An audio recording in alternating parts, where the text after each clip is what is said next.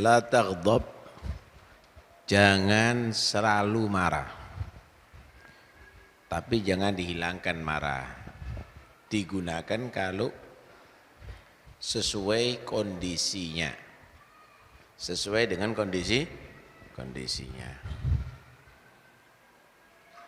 Ya masa misalnya penjajah datang kemudian kita sambut, kemudian kita biarkan mengambil harta kita, mengganggu kita, ya enggak, marah. Itu kondisinya kondisi marah. Masa istrinya dirangkul sama orang, dicium sama orang, rahmatan lil alamin ini. Paham ya? Ya kondisinya memang harus marah. Ini dalilnya enggak boleh begitu. Ya enggak? Nah, karena itu dikatakan ini kalau dipancing mode begini enggak marah. Ini keledai itu betinanya kalau dinaiki orang lain dibiarkan.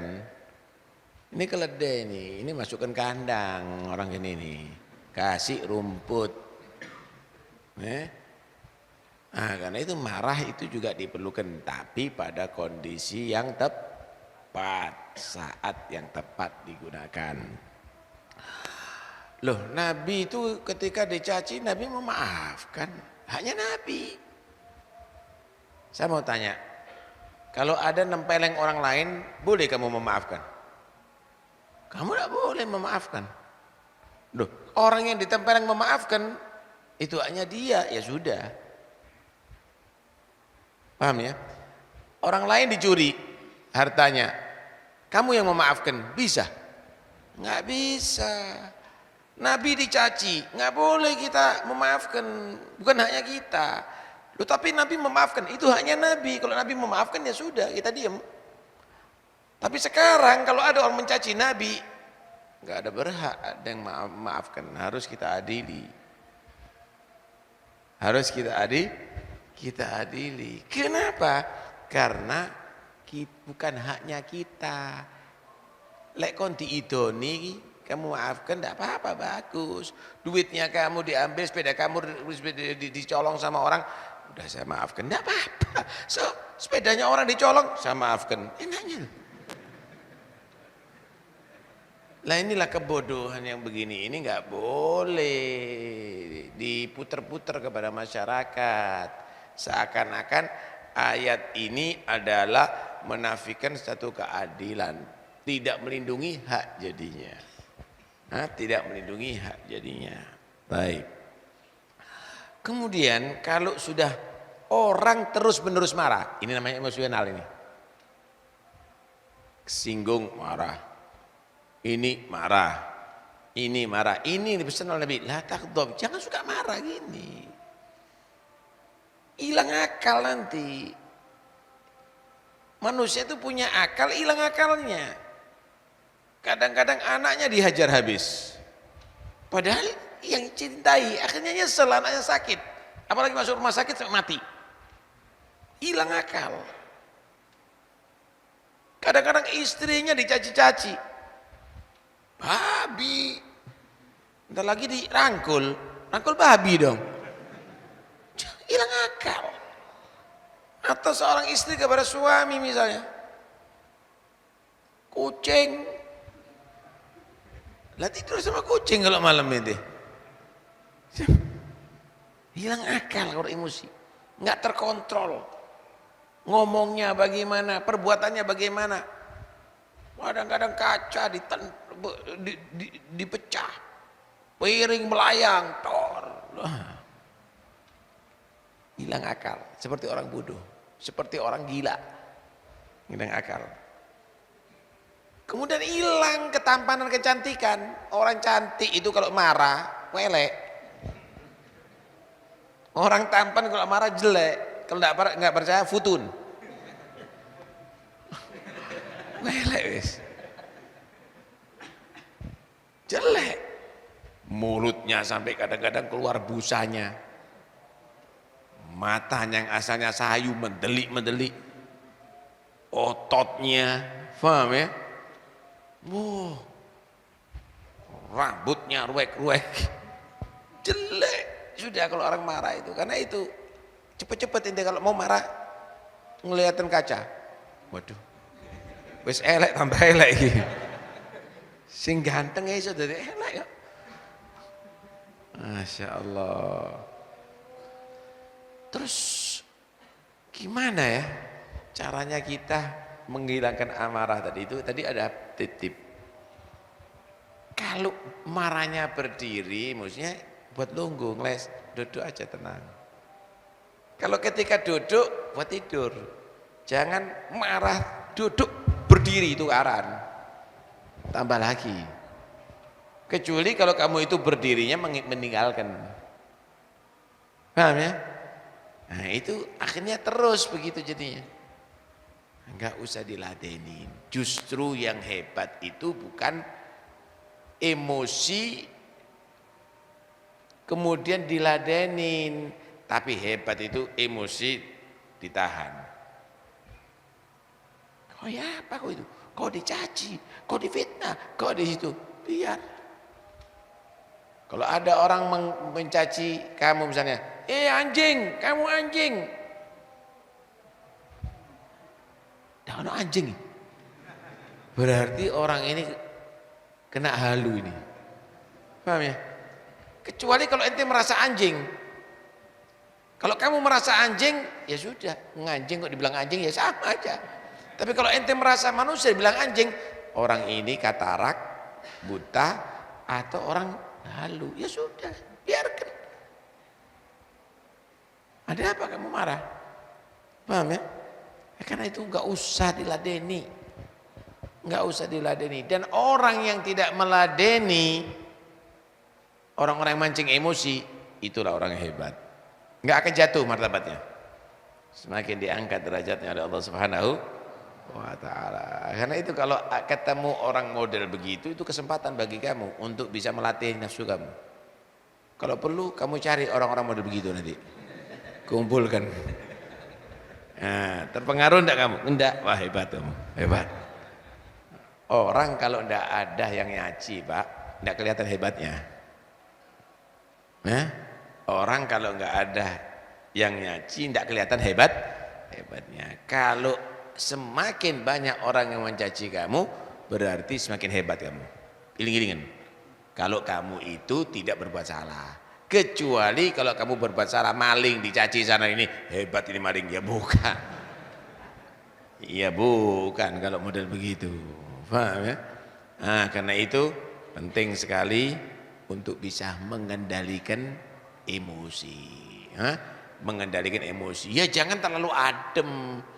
Jangan terlalu panas, anget lah. Iya, anget itu enak. Iya. Nah, jadi segala sesuatu itu harus terukur. Harus terukur. Ada orang emosi, marah dia tadi itu, tapi itu adalah satu ungkapan rahmat. Seorang murid sama guru, muridnya malas, gurunya marah. Gimana sih kamu itu? Tapi tujuannya supaya murid itu giat. Ini bentuk cinta. Paham ya? Seorang tua, orang tua misalnya, orang tua melihat anaknya malas belajar, marah. Atau mainan pisau, marah diambil, ngawur. Taruh misalnya. Apakah itu berarti kejem? Enggak. Itu satu bentuk marah. Ada orang, paham ya, jalan di dekat rel sepur. Kemudian dia rupanya tuli, nggak dengar kalau ada sepur belakang. Terus saja dia di situ. Kemudian kamu loncat, kamu tendang dia sampai dia selamat. Apakah itu marah? Apakah itu satu bentuk yang membahayakan atau merugikan? Enggak, ini pahlawan nih. Ini pahlawan ini. Enggak ditendang ya remuk, mereteli itu orang. Jadi ceriping. Paham ya? Dia selamat justru dari sikat begitu. Begitu juga. Kadang-kadang hukum itu adalah keras. Tetapi untuk membuat dia sadar. Misal dalam hukum Islam, pembunuh itu kalau dituntut sama keluarganya dibunuh. Loh, apakah itu adalah kekejaman? Tidak. Pertama, bagi si pembunuh, dia dikasih waktu untuk bertobat. Bertobat, minta maaf, dibunuh, masuk surga. Masuk surga. Tapi kalau pembunuh ini misalnya 5 tahun keluar lagi, lebih hebat lagi, lebih ditakuti. Jangan-jangan punya geng. Wis aja di dunia wis. Karena kamu sudah membuat kerusakan, masuk surga aja nanti. Kedua, bagi keluarga, nggak ada dedem, udah selesai urusannya. Keluarganya ada dibunuh, kemudian dia sudah mati, selesai. Tapi ketika ini selamat, nggak, anak-anaknya, keluarganya mungkin nggak terima, harus mati seperti orang tuaku, seperti keluargaku. Terjadi lagi pembunuhan.